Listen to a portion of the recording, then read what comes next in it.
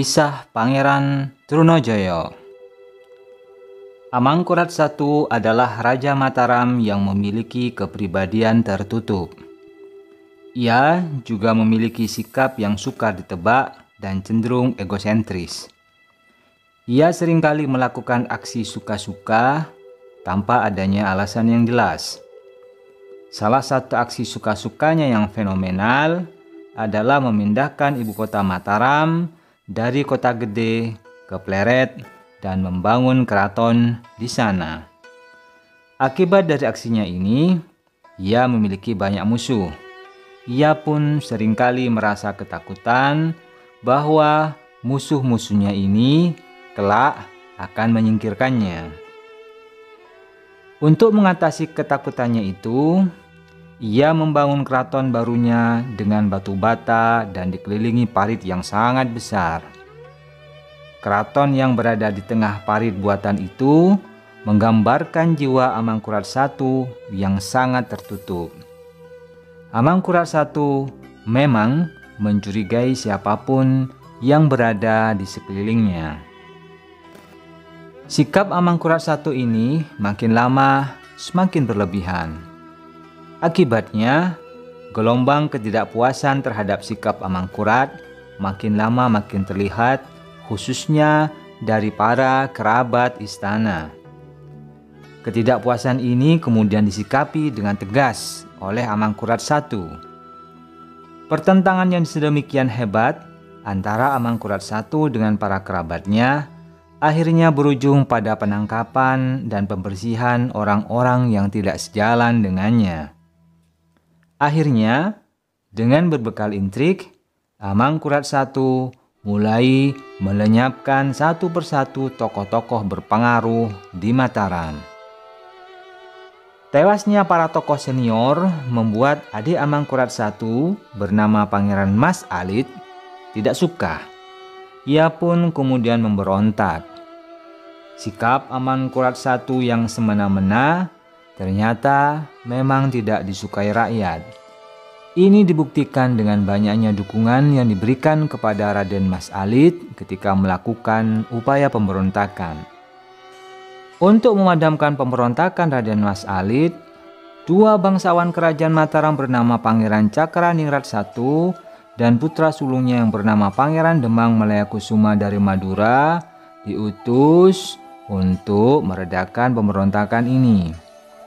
Mereka berdua berhasil dalam tugasnya, namun sebagai tumbalnya, keduanya tewas dalam pemadaman pemberontakan tersebut.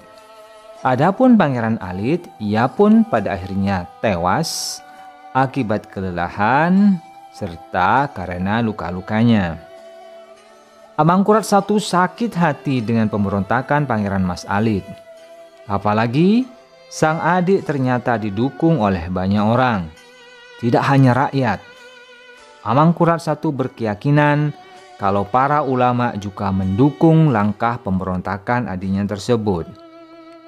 Tanpa ampun, Amangkurat I menetapkan hukuman mati kepada setidaknya 5.000 ulama dan keluarga mereka yang menetap di wilayah kekuasaan kerajaan Mataram. Ketidakpuasan terhadap Amangkurat I ini juga dirasakan putra mahkota Raden Mas Rahmat yang bergelar Pangeran Adipati Anom. Perselisihan ini dilatar belakangi oleh berita bahwa jabatan putra mahkota akan dipindahkan dari Pangeran Anom kepada Pangeran Singasari, yaitu putra Amangkurat I lainnya. Adipati Anom tidak berani memberontak secara terang-terangan. Diam-diam, ia meminta bantuan Raden Kajoran alias Panembahan Rama yang merupakan ulama dan termasuk kerabat istana Mataram. Raden Kajoran tidak memiliki nyali yang besar untuk membantu mewujudkan keinginan Adipati Anom. Ia pun kemudian memperkenalkan menantunya, yaitu Raden Nilaprawata, atau yang kelak lebih dikenal sebagai Pangeran Trunojoyo, yang merupakan putra dari Demang Malayakusuma. Karena mertuanya yang memintanya untuk membantu Adipati Anom, Raden Nilaprawata dengan patuh memenuhi perintah tersebut. Dari hasil pembicaraan antara Adipati Anom, Panembahan Rama dan Raden Nilaprawata, didapati kesepakatan bahwa Raden Nilaprawata yang akan maju menentang secara terang-terangan pada Amangkurat I. Adapun Adipati Anom, ia akan mendukung pergerakan Raden Nilaprawata secara finansial. Jika misi ini berhasil, Adipati Anom akan menyerahkan Madura kepada Raden Nilaprawata untuk dikelola secara merdeka. Selain untuk memenuhi permintaan mertuanya, ada 3 alasan yang membuat Raden Nilaprawata berani secara terang-terangan menentang kekuasaan Amangkurat I. Alasan pertama, Raden Nilaprawata merasa memiliki ikatan yang kuat dengan orang-orang Madura. Ia sendiri lahir di Sampang, di sebuah desa yang kemudian disebut Bebabaran, yang artinya tempat persalinan. Desa itu diberi nama Bebabaran sebagai penanda bahwa di desa itu telah lahir seorang terhormat yang kelak akan mencatatkan namanya dengan tinta emas pada buku sejarah Madura. Menurut kepercayaan penduduk Sampang, tempat kelahiran Raden Nilaprawata ini sangat sakral, sehingga konon apabila ada seorang ibu yang sulit melahirkan, maka sang ayah atau keluarganya akan membawa sebutir telur dan kembang setaman ke tempat ini. Setelah berdoa dan pulang, telur itu kemudian diminumkan sebagai jamu kepada calon ibu, dan diyakini kelahiran bayi calon ibu tersebut akan berjalan dengan lancar. Alasan kedua, ayah Raden Nilaprawata yang bernama Pangeran Demang Malayakusuma dan kakeknya yang bernama Pangeran Cakraningrat I merupakan penguasa Madura. Meskipun ia dididik dan dibesarkan di lingkungan Keraton Mataram, namun kenalan dekatnya banyak yang berasal dari kalangan kecil Madura. Raden Nilaprawata tumbuh sebagai seorang pemuda yang taat kepada agama Islam dan tidak suka melihat ketidakadilan yang dilakukan oleh Kerajaan Mataram kepada rakyat Madura atau rakyat Jawa. Ketika ia beberapa waktu menetap di Madura, ia melihat bahwa pemerintahan Mataram yang dipimpin oleh Amangkurat I ternyata tidak mendapatkan simpati dari rakyat Madura. Selepas kekuasaan Madura Barat diserahkan kepada Pangeran Cakraningrat II yang merupakan paman dari Raden Nilaprawata, yang demikian itu menyebabkan Raden Nilaprawata pun kemudian mendapatkan gelar pangeran dengan nama bangsawan Pangeran Trunojoyo. Ketidaksukaan Raden Nilaprawata semakin lama semakin menjadi. Ketidaksukaan Raden Nilaprawata kepada Kerajaan Mataram ini disebabkan karena pada waktu itu Madura sedang dalam kondisi paceklik yang disebabkan karena kemarau yang panjang. Dalam kondisi yang sulit ini, Amangkurat I melalui Pangeran Cakraningrat II masih memaksa menarik pajak yang tentu saja membebani rakyat miskin yang ada di bawah.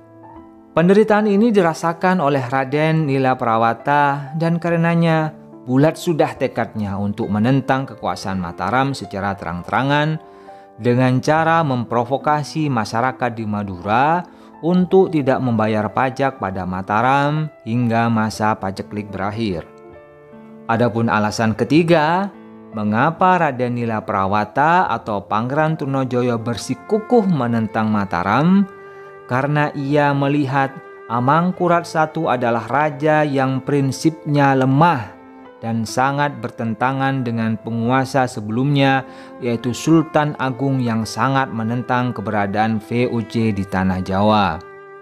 Menurut Sultan Agung, VOC ini dianggap memiliki agenda jahat yang dapat membahayakan tanah Jawa. Karenanya, beberapa kali Sultan Agung terlibat konflik dengan VOC. Prinsip yang kuat ini ternyata tidak diterapkan dan diikuti oleh Amangkurat I. Ia justru malah bermanis-manis pada VOC. Hal inilah yang sangat tidak disukai Pangeran Trunojoyo.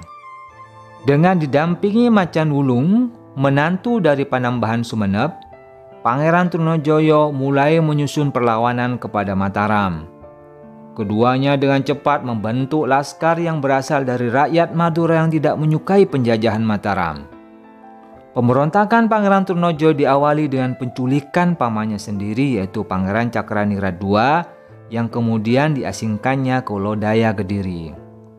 Setelah mengasingkan Pangeran Cakraningrat II, laskar rakyat pimpinan Trunojoyo berhasil mengambil alih kekuasaan di Madura. Trunojoyo pun menyatakan Madura sebagai wilayah yang merdeka dari jajahan Mataram. Ia juga mendeklarasikan diri sebagai Raja Madura dengan gelar Panembahan Maduratna yang kedudukan dan kekuasaannya sejajar dengan penguasa Mataram. Pemberontakan ini mendapat dukungan dari rakyat Madura karena Cakraningrat II dianggap telah mengabaikan rakyat Madura dengan tetap menarik pajak ketika masa paceklik tiba. Posisi Pangeran Trunojoyo menguat setelah memperoleh bantuan dari orang-orang Makassar yang dipimpin Karaeng Galesong. Orang-orang Makassar ini adalah pendukung Sultan Hasanuddin yang melarikan diri usai Kesultanan Goa dikalahkan oleh Belanda. Kebetulan mereka juga tidak suka dengan Mataram lantaran Amangkurat I pernah melecehkan Sultan Hasanuddin. Pangeran Trunojoyo menikahkan putrinya yang bernama Raden Ayu Suraretna dengan Karaeng Galesong. Pangeran Trunojoyo juga mendapat dukungan dari Panembahan Giri dari Surabaya yang juga tidak menyukai Amangkurat I karena tindakan kejinya terhadap 5.000 orang ulama penentangnya. Selain dari Panembahan Giri, Pangeran Trunojoyo juga mendapat bantuan dari Kesultanan Banten yang memang berselisih dengan Mataram akibat ulah Amangkurat I. Kebetulan pula, Banten berhubungan baik dengan Makassar yang telah mendukung Trunojoyo melalui Karaeng Galesong. Di bawah pimpinan Trunojoyo, pasukan gabungan orang-orang Madura, Makassar, dan Surabaya berhasil mendesak pasukan Amangkurat I. Pasukan Trunojoyo menjelma menjadi kekuatan besar yang menakutkan. Satu demi satu, wilayah-wilayah kekuasaan Mataram berhasil ditundukkan, termasuk Surabaya, Tuban, Lasem, Rembang, Demak, Semarang, Pekalongan, Tegal, hingga Cirebon.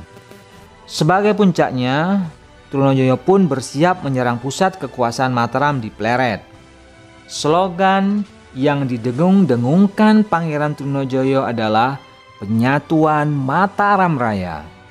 Melihat situasi terkini yang kian gawat, Pangeran Adipati Anom yang dulunya mengajak Trunojoyo melawan Amangkurat I dengan janji memberikan Madura kepadanya menjadi sangat ketakutan. Ia tidak menyangka bahwa Trunojoyo akan sanggup menggalang kekuatan sebesar itu. Dulunya, ia hanya berpikir bahwa Pangeran Trunojoyo hanya akan melakukan pergerakan di wilayah Madura saja. Namun kini, ketika ia melihat kekuasaan Trunojoyo yang sedemikian besar, ia menjadi khawatir bahwa Trunojoyo bisa jadi akan menyingkirkannya dan mengangkat diri sebagai penguasa tanah Jawa. Ia pun kemudian berubah pikiran dan berbalik mendukung ayahnya untuk bersama-sama menghadang perlawanan Pangeran Trunojoyo. Trunojoyo kemudian menggerakkan pasukannya menuju Pleret, di mana Amangkurat I bertahta. Amangkurat I yang saat itu sedang dalam kondisi sakit, dengan penuh ketakutan melarikan diri ke arah barat. Pasukan Pangeran Trunojoyo pun tiba. Tanpa kesulitan berarti, Pleret bisa direbut dan diduduki. Trunojoyo kemudian menikahi salah satu putri Amangkurat I yang merupakan adik dari Pangeran Adipati Anom atau yang kini bergelar Amangkurat II. Dengan demikian, Pangeran Trunojoyo merupakan ipar dari Amangkurat II. Setelah menguasai Pleret, Pangeran Trunojoyo kemudian membawa harta rampasan perang ke Kediri dan mendeklarasikan pemerintahannya sendiri dengan gelar Panembahan Maduratna. Di lain pihak, sakit yang diderita Amangkurat I dalam pelariannya semakin parah. Penguasa Mataram ini akhirnya meninggal di desa Wanayasa, Banyumas. Sebelum Amangkurat I mangkat, ia masih sempat mengangkat Pangeran Adipati Anom untuk menggantikannya menjadi penguasa Mataram yang bergelar Amangkurat II, serta berwasiat agar Pangeran Adipati Anom meminta bantuan VOC dalam merebut kembali tahta Mataram dari tangan Pangeran Trunojoyo. Mangkatnya Amangkurat I dan masuknya Pangeran Trunojoyo ke Pleret membuat Amangkurat II menjadi hilang akal. Ia kemudian memutuskan memenuhi wasiat ayahnya untuk meminta bantuan kepada VOC membasmi perlawanan Trunojoyo. VOC pun bersedia membantu Amangkurat II, namun tentu saja dengan syarat-syarat yang sangat berat. Celakanya, Amangkurat II setuju dengan syarat-syarat tersebut. Ia kemudian mengikat janji dengan VOC. Dengan bantuan VOC, ia membangun kerajaan baru di Kertasura untuk menggantikan keraton di Pleret yang telah dikuasai oleh Trunojoyo. VOC kemudian melakukan penyerbuan terhadap Trunojoyo dengan bantuan pasukan Arupalaka, seorang pangeran Bone yang pernah melawan Kesultanan Makassar. Arupalaka pun berhadapan dengan Karenggalesong, pendukung setia Sultan Hasanuddin, penguasa Kesultanan Makassar. VOC menggerakkan kapal perang dari Batavia yang berangkat bersama pasukan Arupalaka, ditambah pasukan VOC dari Semarang, dan bergabung dengan ribuan prajurit Mataram yang menanti di Jepara. Mereka kemudian menyerbu pasukan Pangeran Trunojoyo yang bertahan di Surabaya. Terjadilah rangkaian pertempuran di kawasan tengah dan timur Jawa. Armada besar VOC yang didukung Arupalaka membuat pasukan Pangeran Trunojoyo dan Karenggalesong di Surabaya kewalahan. Mereka pun terpaksa mundur ke Kediri, namun terus saja didesak oleh musuh. VOC dan sekutunya terus maju dan mendapatkan kemenangan demi kemenangan dengan mengalahkan prajurit cadangan Trunojoyo di Madura. Kediri pun akhirnya jatuh.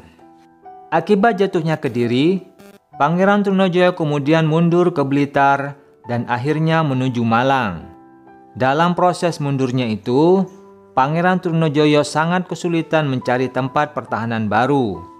Kesulitannya bertambah ketika ia harus kehilangan prajurit-prajurit pilihannya akibat luka-luka, penyakit, dan kekurangan suplai makanan. Kesulitan ini pun makin diperparah karena pengiriman bahan bantuan makanan dari Madura untuk Pangeran Trunojoyo jatuh ke tangan musuh. Pasukan Pangeran Trunojoyo pun makin melemah karena kehabisan energi. Melihat kondisi yang memprihatinkan ini, Pangeran Trunojoyo terpaksa memutar pasukannya berpindah ke Batu. Meskipun berada dalam kondisi yang sangat susah, Pangeran Trunojoyo tetap berhati teguh melanjutkan perjuangan. Di Batu, Pangeran Trunojoyo mengalami goncangan batin yang luar biasa. Istrinya meninggal karena terserang penyakit, disusul pula putra satu-satunya. Kondisi berkabung Pangeran Trunojoyo tidak dapat berlangsung lama, karena ia beserta pasukannya harus bergeser mengatur strategi pertahanan di Ngantang. Di Ngantang, alam dan medan pegunungan menghambat laju tekanan pasukan VOC dan Mataram. Untuk sementara waktu, Pangeran Trunojoyo dan pasukannya aman. Di Ngantang pula, Pangeran Trunojoyo terpaksa harus merelakan Karenggalesong, menantunya, untuk meninggalkan dirinya selama-lamanya. Menantunya itu meninggal karena sakit yang dideritanya. Karenggalesong kemudian dikebumikan di tempat tersebut. Pertempuran yang panjang membuat pasukan Trunojoyo yang berasal dari Makassar menyerah dan bermaksud turun gunung untuk menghindari medan laga. Saat melarikan diri itulah, rombongan dari Makassar tersebut tertangkap pasukan gabungan Mataram dan VOC. Para tawanan ini pun dipaksa untuk buka mulut tentang lokasi sisa-sisa pasukan Pangeran Trunojoyo. Karena mendapat ancaman, mereka pun akhirnya membuka mulut. Informasi inilah yang membuat pasukan gabungan Mataram dan VOC kemudian mampu mendekat serta mengepung pasukan Pangeran Trunojoyo. Meskipun dikepung, Pangeran Trunojoyo pantang untuk menyerah. Ia masih berusaha menggerakkan sisa-sisa pasukannya yang letih untuk tetap bertahan. Hal ini rupanya membuat Amangkurat II menjadi tidak sabaran. Ia pun kemudian meminta saran ofisir VOC untuk dapat segera menundukkan Pangeran Trunojoyo. Ofisir VOC kemudian menyarankan Amangkurat II untuk mendatangkan Cakaraningrat II dan meminta Cakaraningrat II untuk menawarkan perundingan dengan Pangeran Trunojoyo. Cakaraningrat II pun didatangkan. Bendera putih tanda gencatan senjata dikibarkan. Amangkurat II dan Pangeran Cakaraningrat II kemudian mengirim utusan kepada Pangeran Trunojoyo untuk duduk di meja perundingan dengan tanpa membawa pengawal dan senjata. Ketika melihat bahwa pengusul perundingan ini adalah pamannya, Pangeran Trunojoyo dengan tanpa curiga menerima tawaran tersebut. Pangeran Trunojoyo sebenarnya sudah diperingatkan anak buahnya untuk tidak datang dalam pertemuan tersebut. Itu pasti jebakan, kata mereka. Namun, melihat bahwa yang mengundang adalah pamannya sendiri, perasaan curiga Pangeran Trunojoyo dikesampingkan. Di tempat perundingan tersebut, Pangeran Trunojoyo yang tidak berpengawal dan tidak bersenjata kemudian ditikam oleh Amangkurat II dengan keris yang bernama Kiai Kober. Rupanya, Amangkurat II mendapat hasutan dari ofisir VOC untuk bertindak licik. Pangeran Trunojoyo pun gugur di tangan Amangkurat II, iparnya sendiri. Pangeran Trunojoyo dimakamkan di Bukit Selokurung.